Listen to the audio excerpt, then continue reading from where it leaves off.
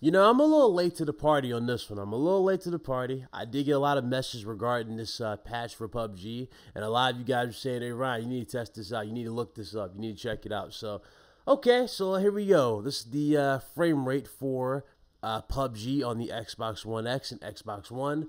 Now that the new patch is out there. Remember, this is the patch that dude's hyped up. We're going to fix everything, right? Okay, and the dude's claiming I was too harsh on the whole performance that we did last time. Okay, so let's go ahead and check out the performance now that this patch is out there. Enjoy the video. I'll catch you guys later. Deuces. Everyone, Richard from Digital Foundry here, and yes, we're back in PlayerUnknown's Battlegrounds on Xbox One and Xbox One X. This was a bit of an adventure, one that I undertook with my friend Tom Morgan, who's with me right now. Yep, I'm back again.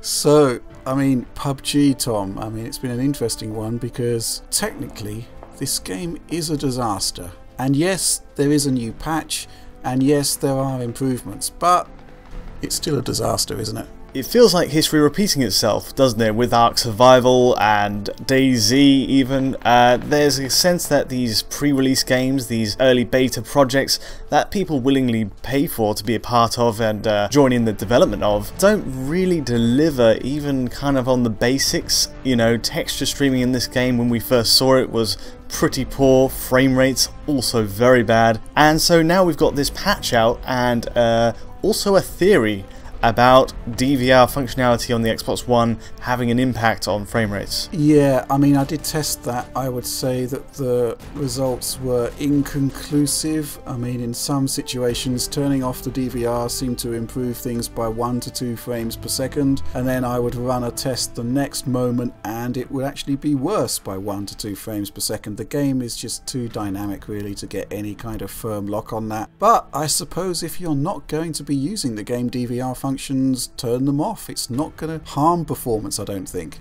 You would suspect that the CPU workload would be partitioned off for that, so it shouldn't really affect anything as far as the gameplay would go. Yeah, the only kind of theory I did have is that there might be contention on the hard drive, so it's obviously writing those captures to disk while you're gaming, while it's accessing all of those textures, so possibly that might do something, but at the same time, well, you know, as I said, we actually ran it through the frame rate tools, no conclusive results there. But let's crack on and look at the patch. Now, we spent a couple of hours this morning playing PUBG. Again, you on the Xbox One X, so you're on the left here. I am on the Xbox One on the right.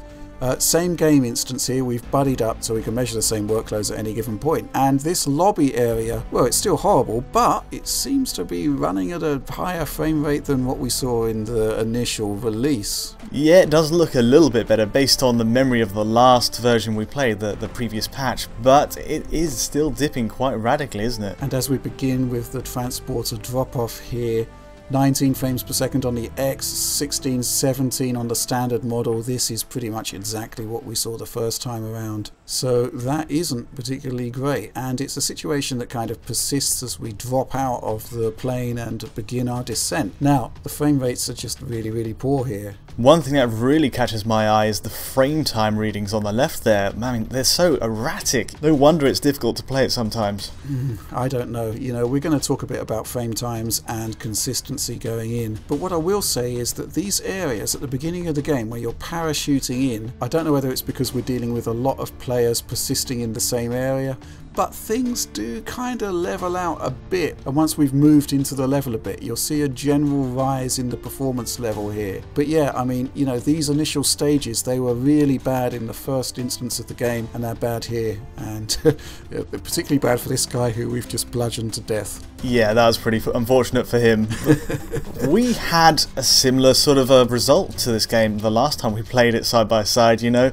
Obviously I had a considerably better experience of it being on the X hardware, a smoother frame rate generally and better textures. So from your side, from the standard Xbox One side, would you say it's better overall in the frame rate stakes? Well, we're still showing clips from the beginning of the game, and what generally tends to happen is that these first initial steps are really, really bad in terms of performance, but you know, you can see it here, we're kind of leveling out at 30 frames per second, and what I will say is that, well, I'm pretty sure that performance is generally better than it it was the first time we tested it. Now the problem is of course that we can't actually do precise like-for-like tests, but what I think is happening is that generally frame rates are better, but the netcode seems to have got significantly worse. So yeah, in this particular instance, performance holds up fairly well overall, but then for some bizarre reason, you get a performance drop and I don't. Yeah, what's up with that? We're basically running on the same router as well. We are literally in the same room, in the same area, and yet, you know, because you've taken a hit, well, you know, you seem to have suddenly got a dip in performance, which is kind of bizarre. But yeah, we both died there, which wasn't pretty, especially after I was trying to revive you after shooting you in the head with a micro Uzi. Would it be fair to say that there is more of a rubber banding effect, you know, as the network kind of lags behind after the patch than before? Because I don't remember as much sort of stuttering and hitching.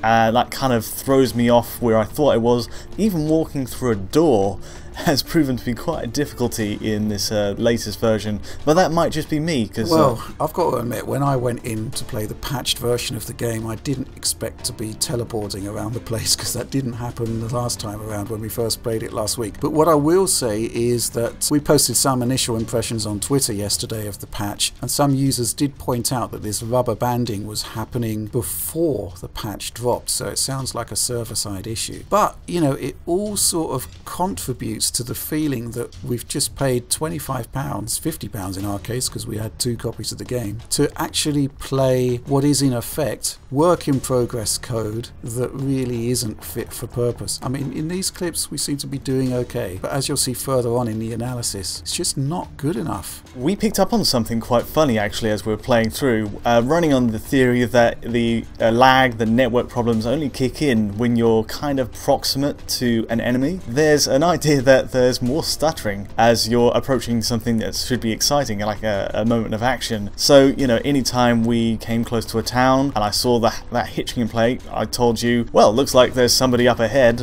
we should probably see what's going on. Yeah, that was quite indicative, wasn't it? I mean, in this clip here, we're both on a motorcycle, which you located, and we headed to this settlement here because we were fairly sure that we would get attacked, that there was somebody there, because of the stuttering. And lo and behold, we're driving through this little township here, and yes, we're getting shot to pieces here. And we kind of had the heads up that this would happen because of all of that glitching that was happening. Another funny aside to that is the only reason I really spotted the vehicle in the first place was because the definition of it on the distance was a bit more precise on the X console. So one of the rare examples where actually playing on the X gave me a bit of a heads up there. These environments are huge. Yeah, I mean, the bottom line is that, you know, it is still 4K versus 1080p. Draw distance is still better on the X. I think the developers have said that the anti-aliasing has slightly improved with this patch.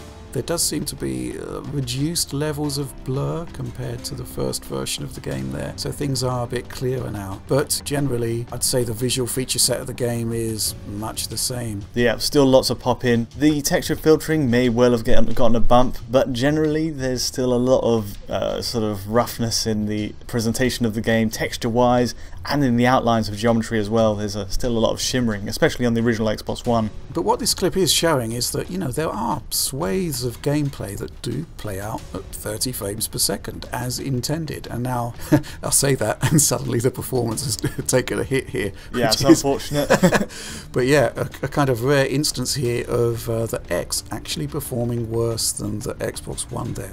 And, you know, again, not much going on, but, you know, it kind of made us wonder, well, you know, maybe there's some people lurking in the background here that are ready to attack us, because it did seem to be the case that we saw a great deal of network stutter just before an encounter. It is very indicative, and I think right around the corner we did find someone.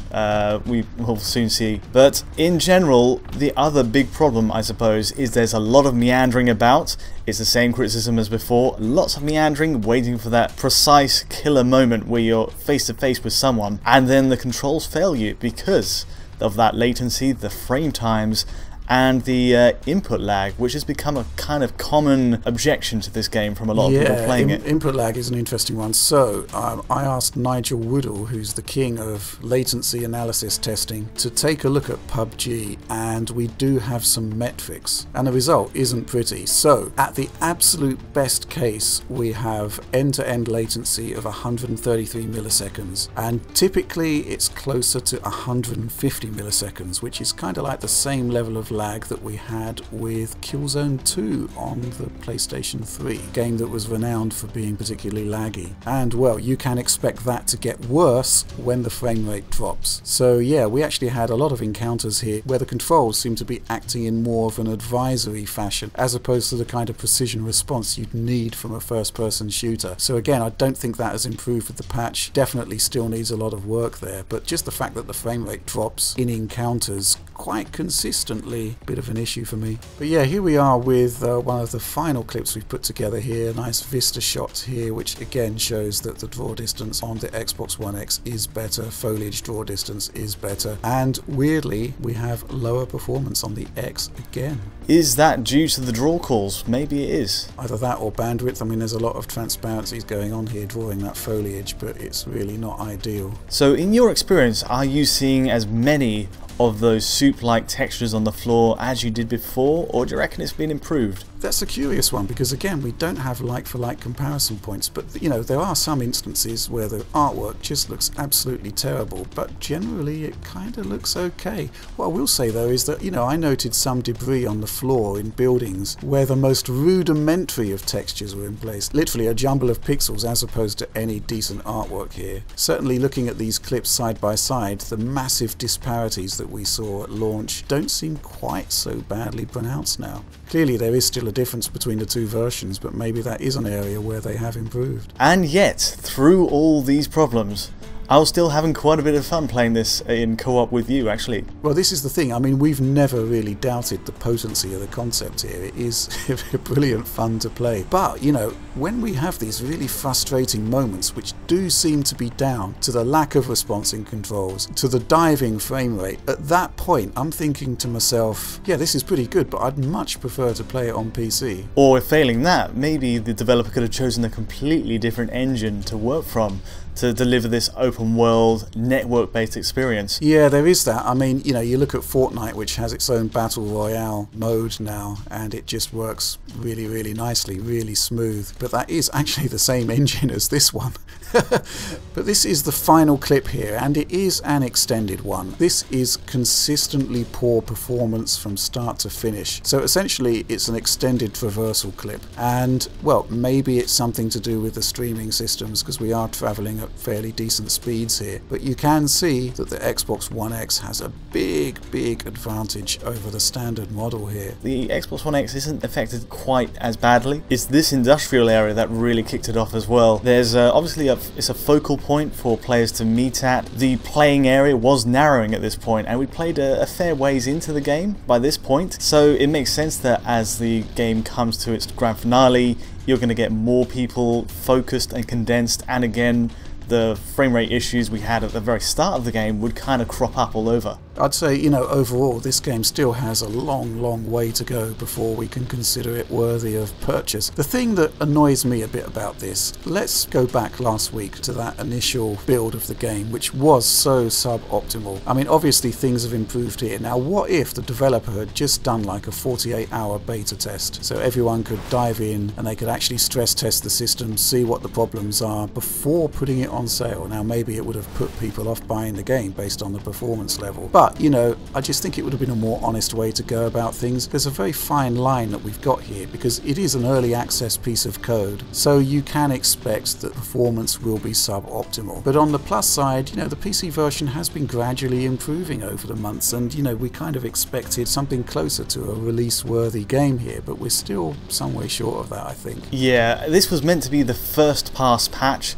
to kind of clear up a few small problems with the game. It may be a bit too much to ask for them to jump in over Christmas and fix the swathe of issues that are going on with the performance side. So maybe waiting till next year is the ticket if you're still on the fence about buying it. Yeah, definitely. I mean, this is the hottest game of the moment, and it's such a shame that it was released in this state because, you know, we have seen some progress from one week to the next, but at the same time I think the server response has actually got a lot worse since last week, which, you know, really isn't ideal. There is the sense that users are being treated almost like guinea pigs here, and I'm not sure that's quite right, but well, that's the way things are at the moment. Okay, so that is the newly released PUBG patch for Xbox One and Xbox One X. I hope this cleared up some of the follow-up questions people have been asking for, but that's all from us for now. Please do like and subscribe to support the work we do here at Digital Foundry, and we'll see you next time.